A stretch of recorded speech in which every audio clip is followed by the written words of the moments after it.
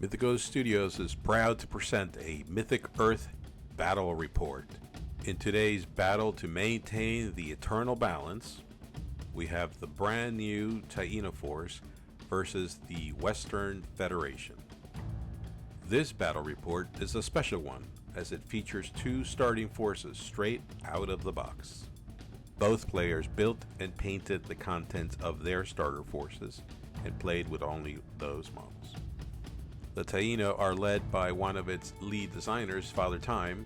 Father Time's starter box is chock full of miniatures, which are led by a Cacique General and two Siba Warrior bodyguards.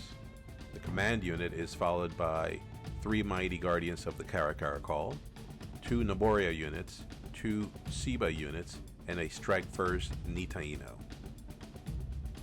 Big Mike's starter force is led by an Akasita Warlord and 2 bodyguards. The rest of the force is composed of a unit of 3 Chichipiscawan, 1 unit of Crow Owner Society warriors, and 2 units of Cheyenne dog soldiers. In Mythic Earth, before anything happens on the tabletop, you roll to see which alignment your forces will be fighting for.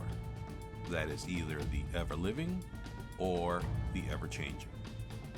While the winner of the alignment roll chooses what alignment to battle on, the loser of that roll chooses which primary scenario or balance of the way scenario the battle will be fought over. Alignment also dictates the devotions of the way secondary scenarios. Players must randomly choose one of their alignment-specific available secondary scenarios. All right, we got Father Time here. 3.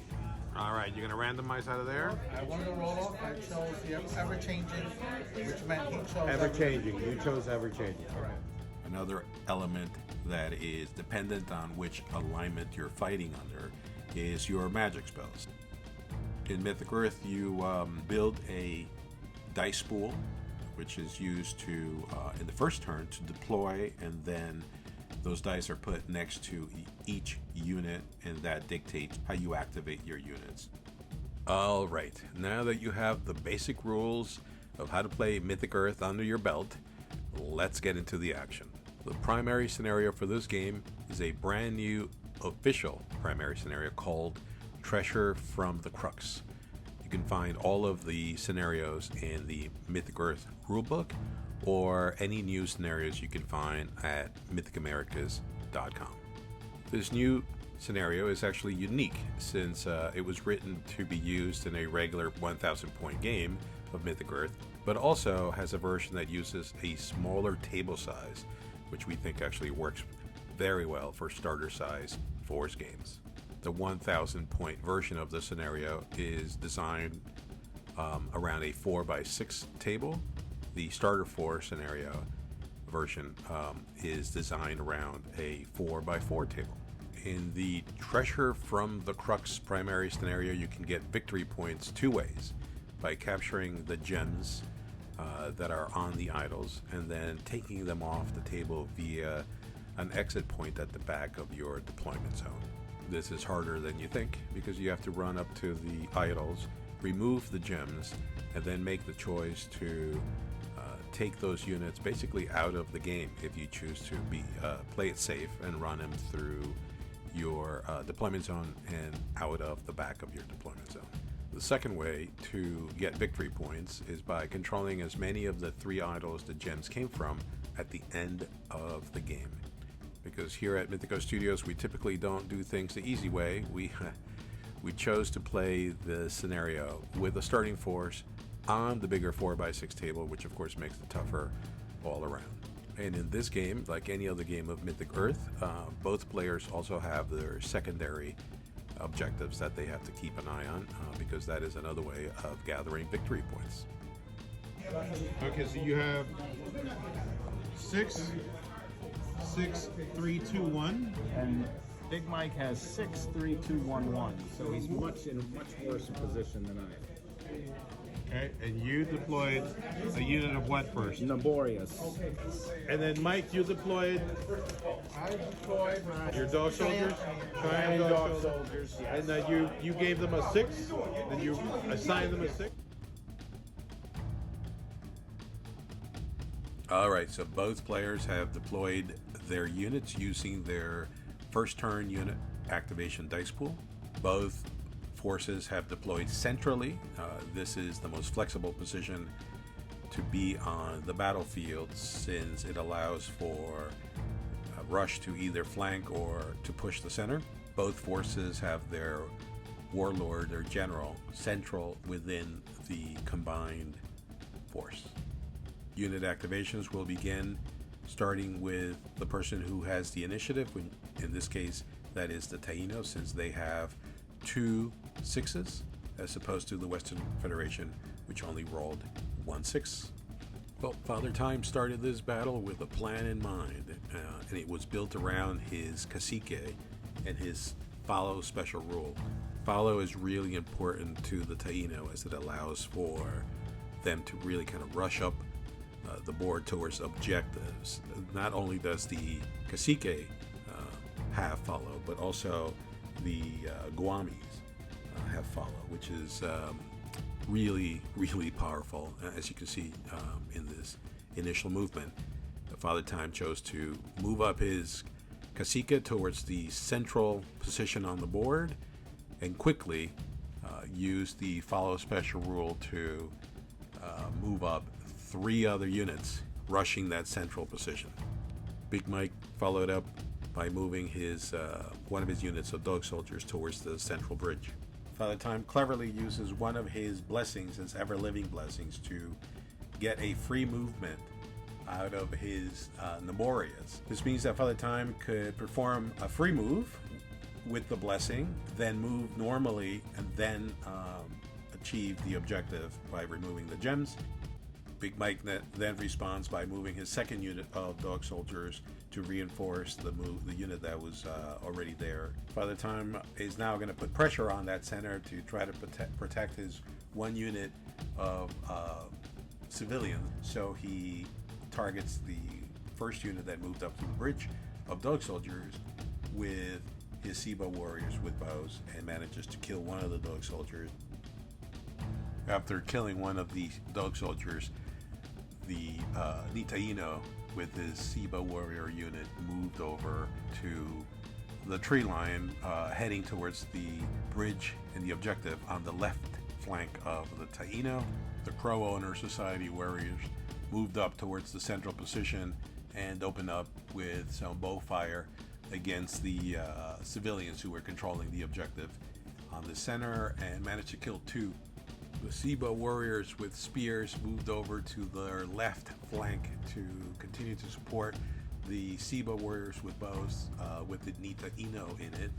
This was followed by the Western Federation trying to contest their right flank objective, which clearly the Taino were speeding towards. So Big Mike moved over his unit of Chichipiscoa, and finally Big Mike moved his Acasito general over to his left flank to make a move towards the objective on his left flank, which at this point no one was trying to get to. So Big Mike chose to send his general in that direction. So at the end of turn 1, Father Time is controlling the central objective. He's putting pressure on his left flank objective, and Big Mike is starting his movement toward his left flank objective. So everything is pretty tight.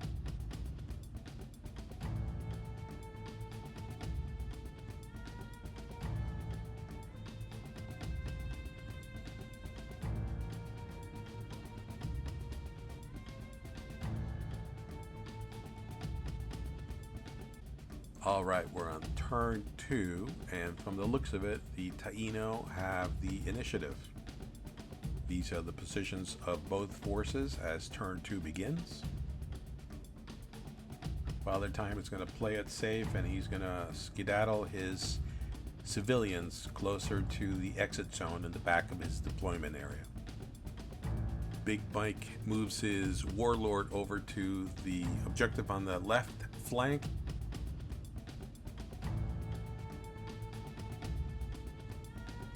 But the Taino will have none of it, so they rush to their left flank. Big Mike moves his Chichipiscowa over to his right flank in an attempt to pressure that objective, perhaps attack that unit, and hopefully maybe pick up the gems if he can manage to destroy the unit. In order to put more pressure on Father Time's left flank, Big Mike moves his Crow Honor Society archers within range and shoots at the unit which just captured that objective to his right flank. The Guardians of the Caracaracol move closer to the center objective, I believe with the intention of crossing the bridge and getting into it with the dog soldiers. The Siba warriors with spears go over to aid the unit which is being threatened by the Chichipiscowa. One of the central dog soldier units moves off the objective. I think the intention here was to try to go to his left flank at some point, though I'm not quite sure they ever got there, which meant that in this larger board with limited number of units, Mike was hampered further on in the game, as he had one unit which had lost some ground. He then chose to move the second unit of dog soldiers into the stream to try and get across and get into combat with the Guardians of the Caracaracol. At the end of turn 2, neither player has managed to score a victory point yet. Both players rolled their unit activation dice pool. Notice that the Taino have 1/4 assigned to one of their units. That is because that unit ended the previous turn frozen. That means that the unit must wait for its turn as per the value of the die within the unit activation dice pool in this particular turn. So they have a 4, they have to wait until the 6 and the 5 is used before they can try to regroup and become unfrozen. Guardians of the Caracaracol get us started for turn 3 by charging into the Crow Owner Society and decimating the unit. Guardians then move back to their zone. Father Time is playing it safe with his civilians since they have one of the gems. He is running them towards the exit zone so he can capture the objective. In this scenario, just having the gems is not enough. You must take them off the board through the back of your deployment zone, through your exit zone. Western Federation charge into the unit that's been sitting with that gem to the left flank of the Taino, and they cause 3 wounds to the unit. The Taino do no damage to the Chichipiscowan, and they do lose because they lose combat. They flee, they run away from the Chichipiscowan. At that moment, the gem that they were carrying gets dropped to be picked up by a humanoid unit from either side. Big Mike is now pushing the Taino, so he charges in with one of the unit of dog soldiers into the Guardians of the Caracaracol and managed to kill 2 of the Guardians. The remaining Guardian flees towards its table deployment zone edge. So far so good. Big Mike has managed to push off 2 units of Taino. Big Mike now moves the 1 gem controlling unit of his force, the Exita Warlord, towards the center of the table. But it's the Taino's turn, so the Siba warriors with spears charge into the unit of Chichipiscowan and exact revenge by wiping out the unit. The Cacique and his bodyguards rush towards their left flank to support what's going on that side of the battlefield. The Taino and Siba warriors with bows were assigned the last die in the unit activation dice pool, which is a 1. They needed to pass a test to stop fleeing. They promptly failed and ran towards the back of their deployment zone.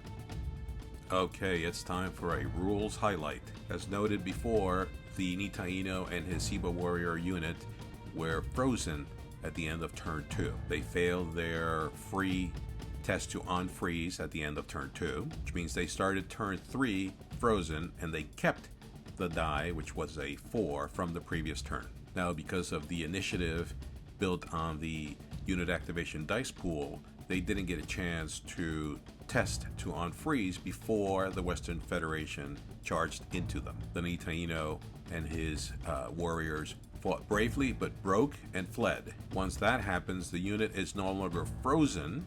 It is now considered to be fleeing. As the unit was not destroyed, the die, the unit activation die, is added back to the unit activation dice pool at the lowest possible value, which is a 1. And as the last unit activation die available for the Taino, they were assigned the 1, and they promptly failed their stop fleeing test, and they continue to run, and that's why they keep that 1 next to them.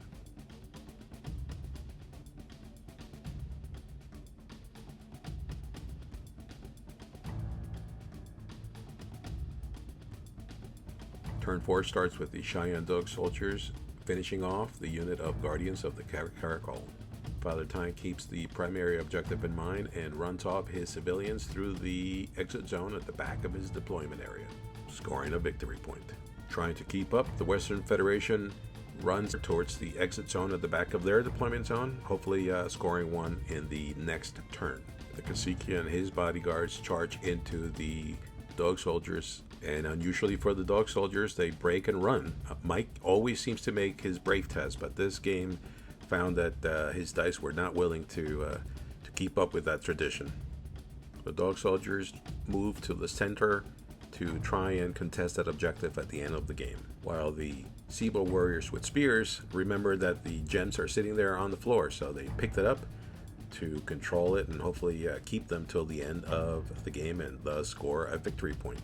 And one more time, the poor Taino and Sibo warriors fail their brave test to stop fleeing, so they flee off the board.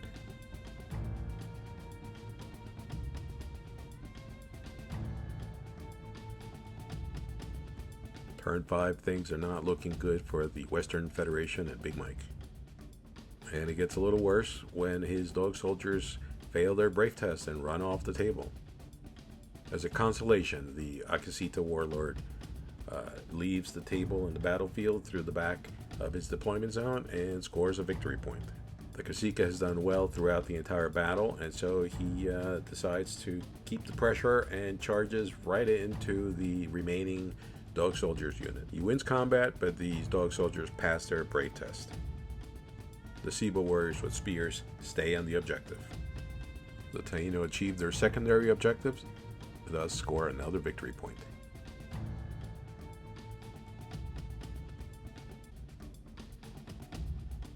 The final hand-to-hand combat takes place right in the middle of the board. Both sides manage to hurt each other, but nothing to it. They both remain stuck and fight it to the end. The game ends with the Taino having run off with one of the gems, scoring a secondary objective, and holding one of the idols, thus scoring 3 victory points, with 1 for the Western Federation when they ran one of their gems out of their deployment zone.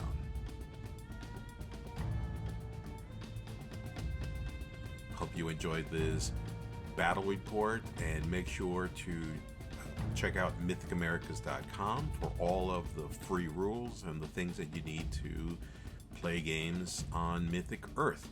Also, don't forget to join our communities on Facebook and Discord, and to keep up with all the latest happenings around Mythic Earth, also check out and listen to our Mythicast. We'll catch you in the next one, and thanks again for watching this battle report.